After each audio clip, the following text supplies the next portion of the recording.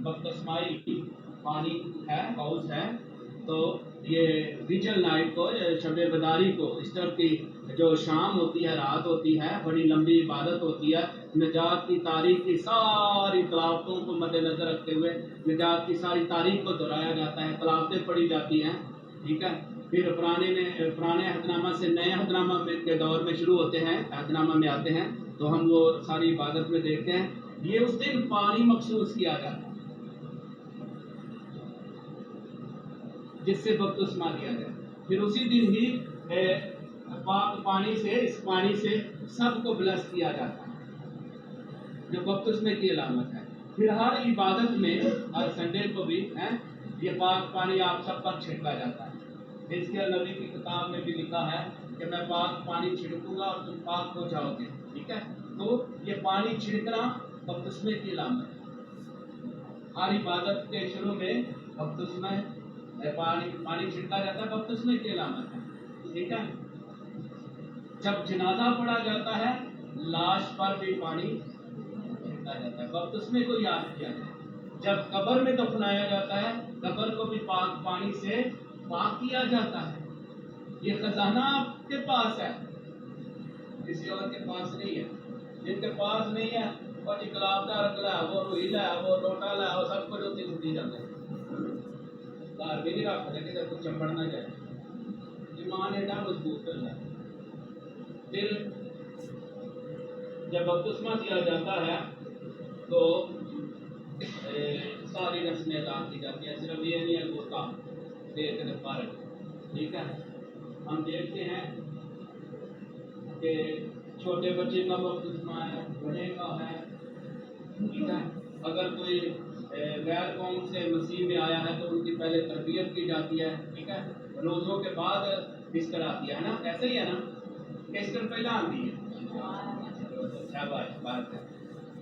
तो रोज़ों में, यानी ईस्टर से पहले इब्तिदाई कलीसिया में, रोज़ों से पहले 3 इतवार जो होते हैं, 3 हफ्ते, वो मतलाशी जो होते थे, जो गैर कौम से यीशु पर ईमान लाते थे, उनकी तरबियत की जाती थी, उनके लिए दुआ की जाती थी।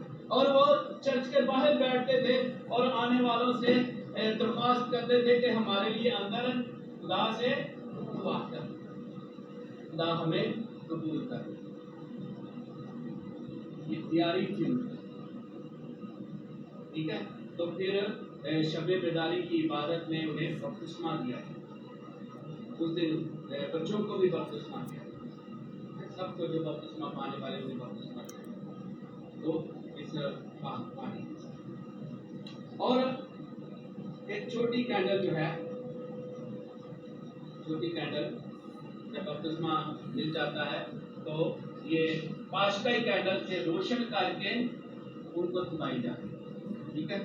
इस पर फिर मैं आता हूँ, थोड़ी सी तरतीब के साथ मैं बात बताने लगा हूँ कि पहले क्या होता है। पहले जब बच्चे को लाया जाता है, ठीक है, तो उससे पूछा जाता है कि आप इसके वालिदैन से, धर्म वालिदैन से, कि आप इसे क्या करवाना चाहते हैं। ठीक है।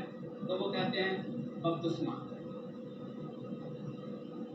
तो काहिन जो है, बपतिस्मा देने वाला है, वो कहता है कि ऐसा करके आप एक जिम्मेदारी कबूल कर रहे हैं कि आप मसीह खुदावंद के पाक कलाम के मुताबिक इनकी तरबियत और परवरिश करेंगे। कहते हैं नहीं करेंगे। फिर उनके माथे पर सलीब का निशान बनाया जाता है, वालिदैन भी सलीब का निशान बनाते हैं, धर्म वालिदैन भी सलीब का निशान बनाते हैं।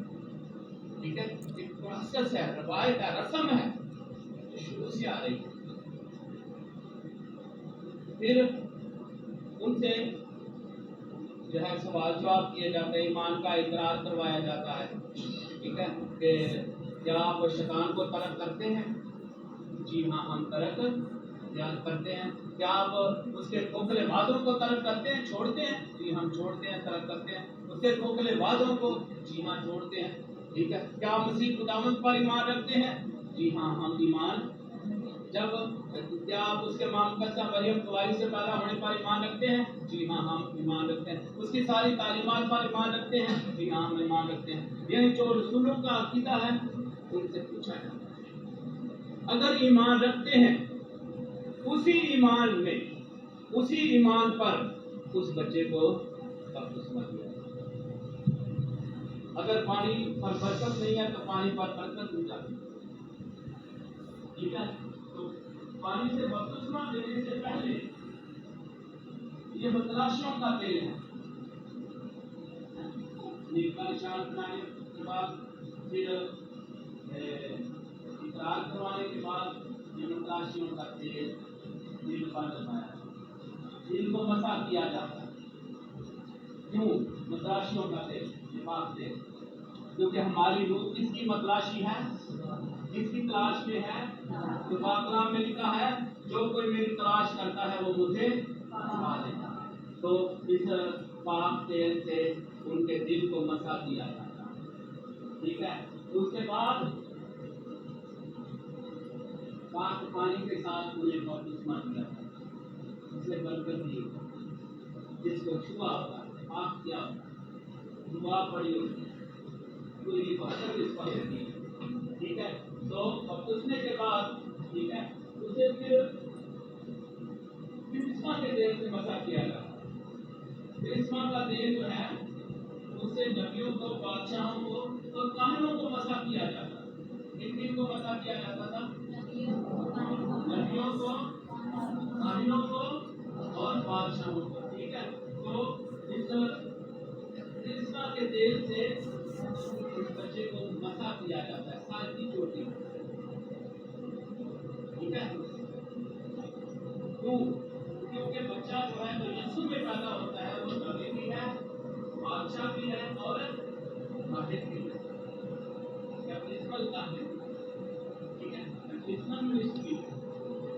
تو ان شاہی کاہنوں کا کیا لکھا ہے؟ ان شاہی کاہنوں کا جو یسوع میں آ جاتا ہے وہ بادشاہ ہے، شاہی کاہنوں کا مقدس قوم ہے۔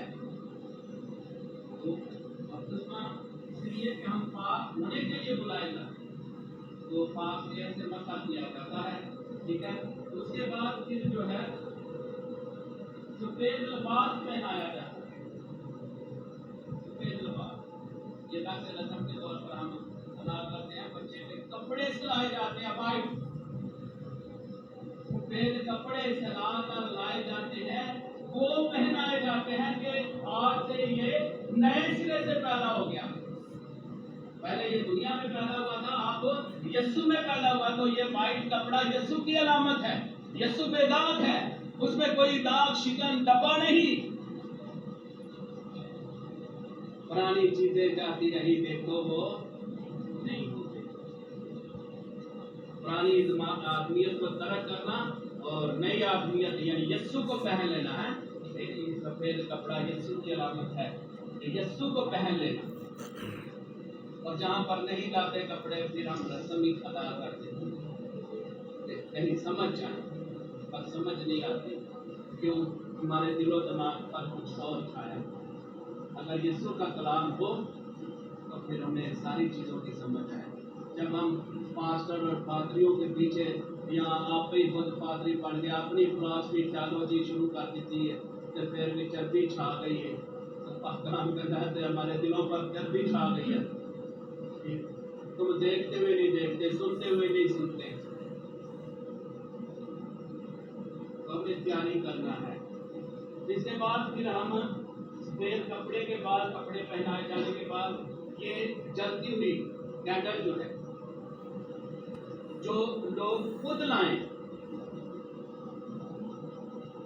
خود لے کر آنا چاہیے، اس کو اس پاشکئی کینڈل سے جو یسوع کے چیوٹنے کی علامت ہے، چیوٹے یسوع کی علامت ہے، پاشکئی کینڈل ہے، یسوع مر گیا اور مردوں میں سے جیتا، اس دن آپ کو کینڈل کے ساتھ چرچ میں آتے ہیں، روشن کینڈل جلا کر ہے، پاشکئی کینڈل کے ساتھ اپنی کینڈل روشن کرتے ہیں، ٹھیک ہے؟ تو کینڈل جلائی جاتی ہے اور بچے کو دی جاتی ہے،